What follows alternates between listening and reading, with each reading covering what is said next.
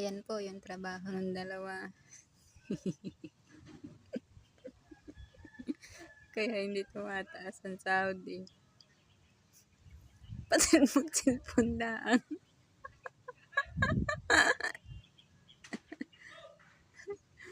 Cellphone lang ang non-cellphone na. Puro katakawan ang iniintindi. Naiwan ang susi sa loob ng bahay kaya hindi makaalis.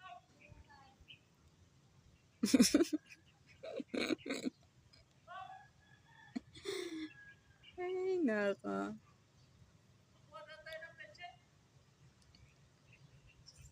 Ano ka naman?